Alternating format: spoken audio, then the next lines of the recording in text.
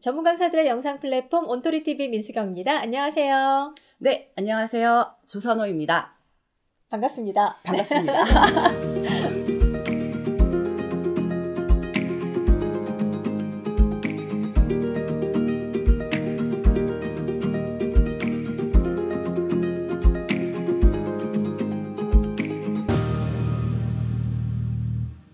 지난 시간에 저희가 서비스 모니터링에 대한 이야기를 좀 나눠봤는데 네. 이게 언제부터 시작됐는지 네. 그 유래도 되게 궁금하거든요. 이 서비스 모니터링은요, 미국에서 소매업 점주들이 종업원들의 어떤 절도를 방지하기 위해서 사립 탐정을 이제 종업원인처럼 고용을 한 데서 좀 유래가 됐다라고 하고요. 이게 발전이 돼갖고 미국의 이제 리서치 회사 월마크가 대고객 평가 서비스가 이제 조사가 시작이 되면서 이 미스터리 쇼핑, 뭐 섀도우 쇼핑이라는 이름으로 널리 활용이 되었습니다. 우리나라 같은 경우는 1990년대 이후에 뭐 고객 만족 경영 기법이 도입이 되면서 이 서비스 모니터링이 좀 더 많이 활성화가 되고, 지금 같은 경우에는 예를 들어 공공기관의 민원인 행정 서비스부터 시작해서 뭐 보험사, 소셜 커머스, 백화점, 음식점, 우리나라의 뭐 거의 모든 산업군들이 이런 조사를 받고 또 개선을 하는 것만큼 굉장히 널리 활용이 되고 있습니다. 보통 우리 아시겠지만 KSCQI, 뭐 KSQI라고 해서 한국능률협회나 또 한국표준협회에서도 우리나라의 뭐 금융이면 금융, 자동차면 자동차, 이렇게 우수 산업군별로 또 매년 조사도 하고 있고, 그 조사 결과를 또 발표하고, 또 기업들도 이런 조사를 받고 있습니다. 네. 그래서 그런가요? 이렇게 서비스의 퀄리티가 네. 정말 해가 갈수록 달라지는 것 같아요. 네, 점점 높아지고 있죠. 네. 네. 어쨌든 이게 그 서비스를 제공하는 입장에서 좀 부담스러울 수도 있겠지만, 네. 기업 입장에서는 네. 고객 관리가 이렇게 필수적으로 네. 이루어져야 되는 부분이기 때문에. 네. 자, 그렇다면 서비스 모니터링의 방법들이 좀 궁금하거든요. 네. 서비스 모니터링은 크게 두 가지로 나뉩니다. 첫 번째는 전화 모니터링이고요. 두 번째는 방문 모니터링입니다. 전화 모니터링 같은 경우에는 우리가 요즘 하도 이슈화가 많이 됐던 뭐 4차 산업혁명에는 없어질 직업들이 많다, 모든 게 뭐 AI가 대체를 할 거다라고 이야기를 하지만, 사실상 이 전화로 접점해 있는 것들은 예를 들어서 어떤 어플이나 어떤 내가 사용하고 있는 기계들이 안 됐을 경우에는 고객들은 대부분 어떻게 해요? 고객센터로 전화를 문의를 한다라는 거죠. 그게 가장 빠르니까. 그렇죠. 그렇기 때문에 이 전화의 접점은 고객과 기업과 상품과 서비스가 다 있는 한 절대 없어지지 않고 오히려 그 중요성은 오히려 점점 더 증가하고 있다라고 보시면 될 것 같고요. 전화 모니터링 같은 경우에는 크게 세 가지로 나뉩니다. 첫 번째는 전화를 어떻게 받았느냐에 따른 전화 수신, 그 다음에 어떻게 응대했느냐에 따른 응대 태도, 그 다음에 종료 태도, 세 가지이고요. 수신 태도 같은 경우에는 우리가 전화를 걸었는데 안 받으면 답답하잖아요. 그래서 그 걸었던 좋은 마음은 사라지고 왜 이렇게 안 받아? 짜증이 또 나기도 하거든요. 그렇기 때문에 전화를 얼마큼 빨리 받았느냐도 굉장히 중요하겠고, 그 다음에 인사 여부도 또 필요합니다. 단순히 뭐 예를 들어서 뭐 온토리TV 조선호입니다라고 인사를 해라 해서 하는 게 아니고, 우리가 이렇게 인사를 하는 이유는 고객들이 물론 필요한 해당 기관에 전화는 하지만 정확하게 내가 전화를 했고 저는 고객님을 담당할 상담사입니다라는 신뢰감을 주기 위해서 또 맞이 인사를 하는 거거든요. 네, 그렇기 때문에 그런 맞이 인사 여부를 또 보게 되고, 두 번째 응대 태도에서는 고객의 응대를 얼마큼 친절하게 했느냐에 대한 CS적인 부분과, 또 하나는 우리 상품에 대해서 혹은 서비스에 대해서 고객한테 얼마큼 정확하고 전문성을 가지고 했느냐에 대한 어떤 정량적인 평가, 업무적을 보게 됩니다. 마지막으로 이 모든 과정이 끝난 다음에 이제 고객을 배웅을 해야 되잖아요. 네네. 그래서 인사 잘 했는지, 또 처리 결과는 잘 마무리되었는지, 마지막으로 내 담당이 아닐 경우에는 또 담당 부서로 이관을 할 때가 있어요. 그럴 때 그냥 무조건 전화를 돌려주는 게 아니라 뭐 연결 용어를 잘 사용해서 만약에 전화가 끊겼을 경우에 뭐 몇 번으로 다시 하게끔 안내를 하는 정도로 평가를 하게 됩니다. 네. 이제 전화 모니터링 말고 종종 이제 모니터 하러 나가시는 걸로 알고 있는데, 현장 가시는 걸로 알고 있는데, 네, 다녀왔죠. 네, 매장에 직접 가셔서 그 응대를 체크하는 경우들도 꽤 있으시죠? 네, 맞습니다. 네. 매장 모니터링 같은 경우에는 아까 말씀드렸던 이 하드웨어, 소프트웨어, 그다음에 휴먼웨어, 이 세 가지가 정말 유기적으로 엉켜 있는 곳이다라고 볼 수 있겠는데요.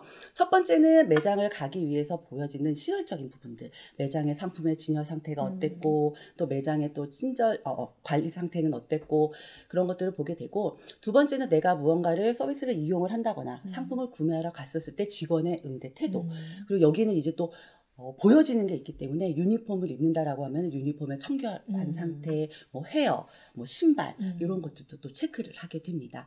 그리고 이제 내가 구입을 할 때는 또 구매 절차가 또 굉장히 중요하겠죠.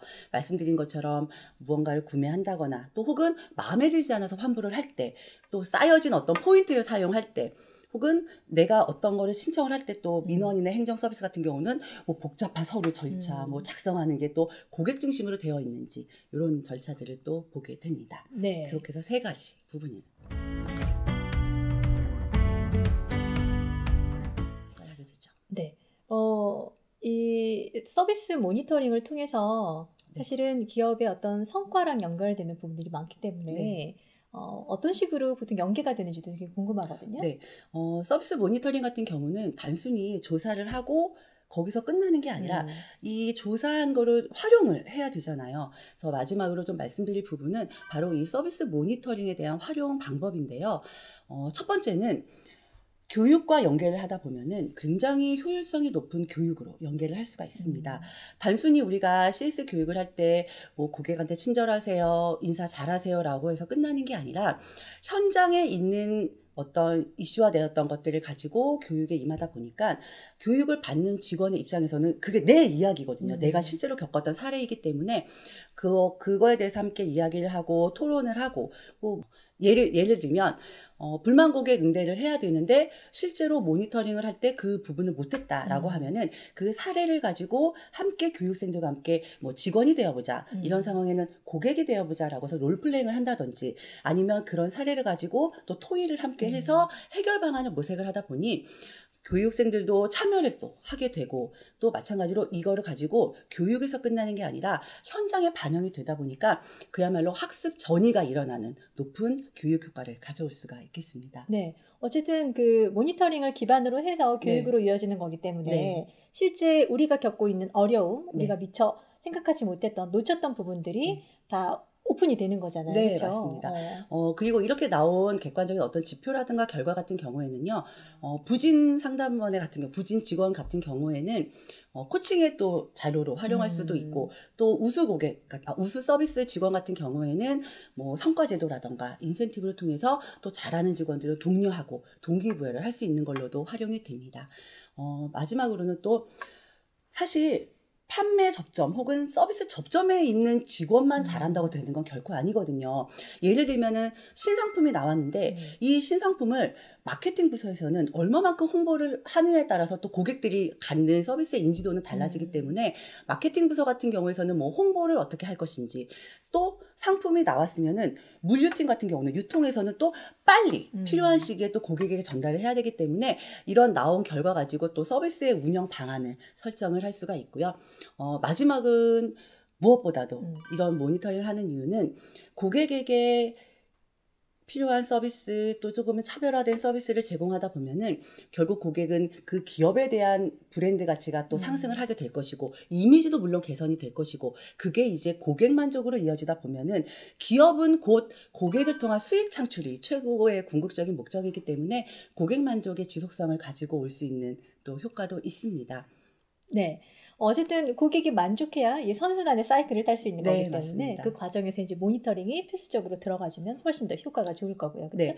고객 만족에서 이제는 고객 감동의 시대가 왔고 그 고객 감동을 넘어서 이제는 고객이 미처 몰랐던 고객 기절, 뭐 고객 돌도를 할 만큼의 어떤 경영 마케팅이 많이 이슈화가 되고 있는데 그런 것만큼 기업들은 고객의 뭐 니즈 파악이라던가 고객이 우리 서비스를 어떻게 생각하고 있는지 또 고객의 불만 요소는 무엇인지를 좀 많이 알고 싶어 하고요. 그런 것들은 말씀드린 것처럼 서비스 모니터링이라는 것을 통해서 또 확인할 수도 있고 이 결과를 가지고 개선할 수도 있고 또 좋은 것들은 유지시킬 수 있는 것이 이 모니터링의 목적이라고 말씀드릴 수 있습니다. 강사님, 저희가 이제 서비스 모니터링에 대한 이야기를 쭉 나누면서 이제 좀 마무리를 할 단계인데요. 고객 만족을 위해서 어쨌든 직원들이 잘하고 있는지를 평가하는 거잖아요. 근데 역으로 생각하면 평가를 당한다라고 느끼시는 분들 입장에서는 조금 불편함을 호소하거나 이런 분들도 계시지 않을까 싶거든요. 아, 네, 맞습니다. 네. 사실 모니터링을 평가를 받는 입장에서는 누군가 나를 감시한다거나 혹은 그 모니터링을 하고 있다라는 생각이 들면은 자연스럽게 나왔던 행동들도 오히려 부자연스럽게 나올 수가 있거든요. 네. 하지만 이 서비스 모니터링의 목적은요, 예를 들어 부진한 부분이 있다라고 하면은 그 부진한 부분을 좀 더 채워줄 수 있고요.